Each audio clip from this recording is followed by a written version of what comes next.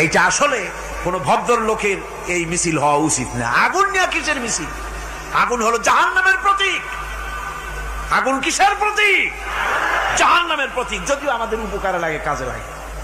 সুতরাং আমরা যা করব প্রত্যেকটা জিনিসের পেছনে সুন্নতে নববীর কোনো না কিছু থাকতে হবে। কথা বুঝতে পেরেছেন? তিন দিক থেকে ঘেরাও হয়ে গেছে, পালাবার কোনো রাস্তা।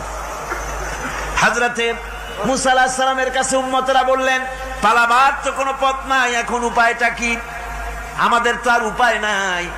মুসা আলাইহিস সালাম দেখেন বিপদে পড়ে গেছেন, কিন্তু ধৈর্য হারান নাই, ভয় পান নাই। ভয় পাইছিলেন? ভয় পেয়েছেন? প্রশ্নই ওঠে না। মুসা আলাইহিস সালাম আল্লাহ পাক যাদেরকে বলেছেন উলুল আযম রাসূল, যাদের বলেছেন তার মধ্যে হযরত মুসা একজন উলুল আযম পয়গম্বর। চারটিখানি কথা না, আল্লাহ কথা বলছেন তার সাথে, কালিমুল্লাহ তিনি। সুবহানাল্লাহ। কর মুসা আলাইহিস সালাম শোনালেন, কাল্লা ইন্না মাইয়া রাব্বি সায়াহদিন। কখনো নয়, আমার উম্মতেরা ভয় পেও না, আমার রব অবশ্যই আমাকে পথ দেখাবে। সুবহানাল্লাহ।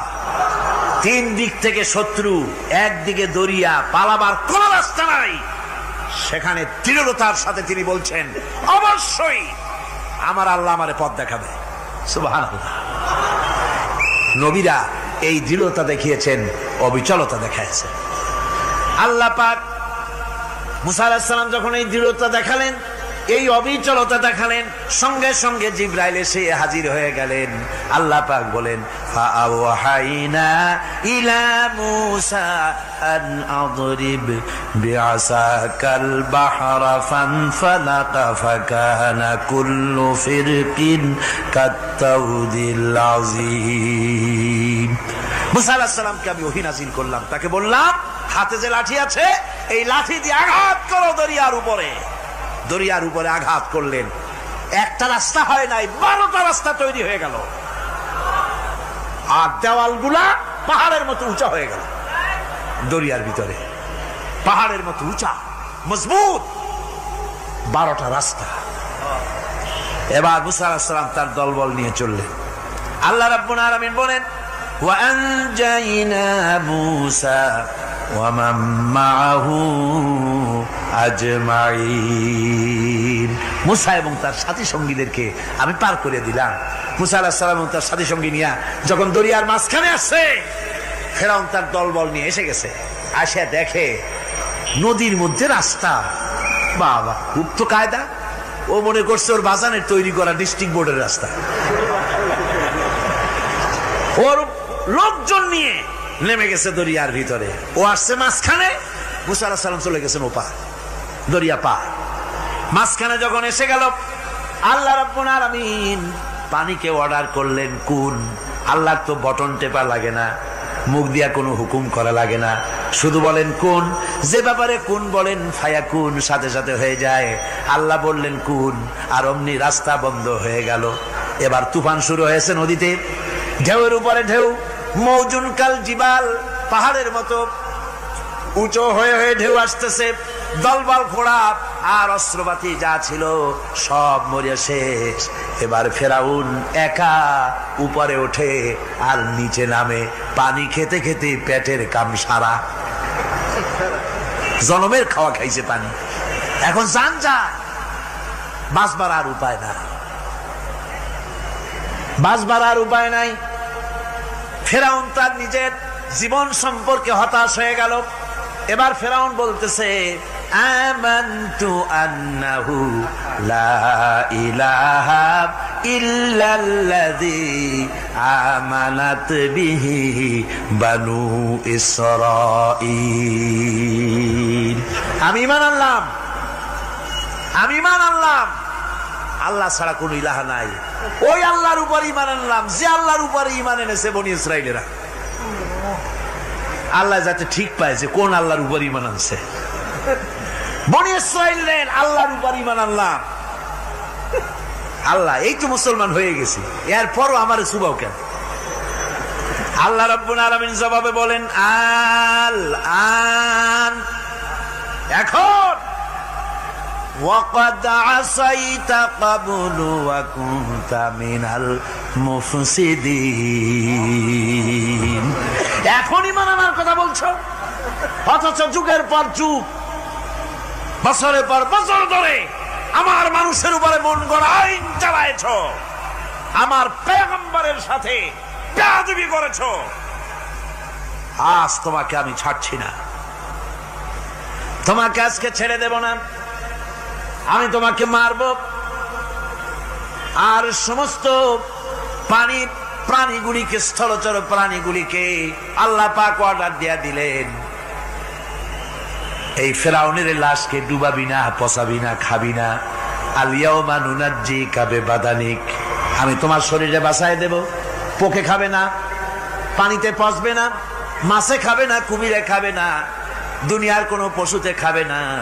আমি তোরে শুটকি বানাইয়া রাখবো, যাতে করে দুনিয়ার সমস্ত ফেরাউন যত যুগে যুগে আসে তোরে দেখে যেন হেদায়েত নিতে পারে। ফেরাউনকে আল্লাহ শুটকি বানায় রাখছে। আমি ফেরাউনদের লাশ দেখেছি ব্রিটিশ মিউজিয়ামে। ফেরাউন তো একটা না, অনেকগুলা। আসলটারে অবশ্য দেখিনি। ব্রিটিশ মিউজিয়ামে ওই ফেরাউনগুলার লাশ যখন অসুবিধা হয়, মমিগুলি, তখন ইংল্যান্ডে নিয়ে যায় চিকিৎসা করাবার জন্য। চোখ টোক আছে গর্তের ভিতরে, তারপরে চামড়া টামড়া হাড়ের সাথে মিশানো, ওইভাবে চেহারা দেখলে মনে হয় যে সত্যি ফেরাউনিগুলা। আর ব্রিটিশের কাম মিশর থেকে না আনছে এমন কোন জিনিস নাই। আমি সেখানে এক বক্তৃতা বলছিলাম, আপনারা এদের এখন সভ্য, এদের এখন ভদ্র, এরা হলো ইন্টারন্যাশনাল চোর, ওরা সারা দুনিয়া চুরি করেছে। লন্ডনে বক্তৃতা করেছি, সারাটা দুনিয়া চুরি করছে, আমাদের দেশকে শোষণ করেছে। এই বিশাল ভূভাগকে শোষণ করে ইংল্যান্ডের দ্বীপটাকে তারা সাজাইছে। তারা ময়ূর সিংহাসনের, শাহজাহানের ময়ূর সিংহাসনের ময়ূরের বাম চোখে কোহিনূর মণি লাগাইছিলেন। শাহজাহান ময়ূরের ডান চোখে কোহিনূর মণি লাগায় নাই। কোহিনূর মণির অনেক দাম, আমি দেখে এসেছি মণি। এখন সেটা কুইন এলিজাবেথের মুকুটে শোভা পাচ্ছে। সেই মণি এমনি বলে প্রবাদে, 7 রাজার ধন এক মাণিক্য, বলেন এরকম, অনেক দাম। শাহজাহান দেখালেন, আমি মুসলমান, আমার কাছে এটার দাম নাই, এই জন্য ময়ূরের ডান চোখে লাগালাম না, বাম চোখে লাগাই দিলাম। এইটারে চুরি করছে। তারপরে মিশর থেকে, মিশরের মমি চুরি করেছে, জুতা চুরি করছে, ছাতি চুরি করছে, পিসা চুরি করেছে। আমি বললাম, এগুলা কি ভদ্রলোক নাকি? এরা জুতা চোর, পিসা চোর, লাঠি চোর, সব চুরি করেছে। যাই দেখেন ব্রিটিশ মিউজিয়ামের মধ্যে সব দুনিয়ার চুরি করা জিনিস নিয়ে তারা মানুষকে দেখাইয়া পয়সা অর্জন করছে। টিপু সুলতানের তরবারিটা পর্যন্ত চুরি করেছে। আজ পর্যন্ত ব্রিটিশ মিউজিয়ামে টিপু সুলতানের তরবারিটা আছে, আমি তরবারিটা দেখে এসেছি। আমার বন্ধুগণ, বলতেছিলাম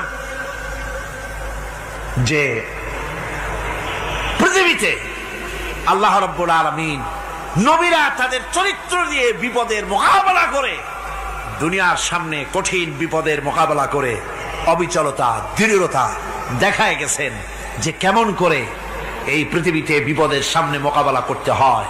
ধৈর্য ধরতে হবে, বিপদ আসবে পাহাড় সমান হয়ে, আপনাকে ধৈর্য ধারণ করতে হবে সেভাবে বুক বেঁধে। যেহেতু এটা যদি বিশ্বাস হয় যে আমার কিসমতে যা আছে তার থেকে বেশি কিছু হবে না, তাহলেই আপনার ধৈর্য আসবে, ভয় পাবেন না। কথা ঠিক কিনা কন? এবারে হযরত হুদ আলাইহিস সালাম সম্পর্কে আল্লাহ রাব্বুল আলামিন বলেন, হযরতে হুদকে যখন ষড়যন্ত্র হলো, কাফির বেঈমানেরা তাকে মেরে ফেলার জন্য যখন সরকারি ষড়যন্ত্রে লিপ্ত হয়ে গেল, হযরতে হুদ সমাজের এই চ্যালেঞ্জের মোকাবেলা করলেন। হযরত হুদ বলেন, ফাকিদুনি জামিআন সুম্মা লা তুনজিরুন ইন্নী তাওয়াক্কালতু আলাল্লাহি রাব্বি ওয়া রাব্বিকুম। তোমরা তোমাদের ষড়যন্ত্র আমার বিরুদ্ধে যত পারো আমার বিরুদ্ধে ষড়যন্ত্র চালাও, এতটুকু আমার অবকাশ দিও না। আমি এমন আল্লাহর উপরে ভরসা করেছি যার হাতের ভিতরে তোমাদেরও জান আর আমারও জান। যা পারো তাই করো। সরকার সমস্ত শক্তি একত্রিত হয়ে আমার মোকাবেলা করো। একদিকে হুদ আলাইহিস সালাম, আর একদিকে গোটা জাতি।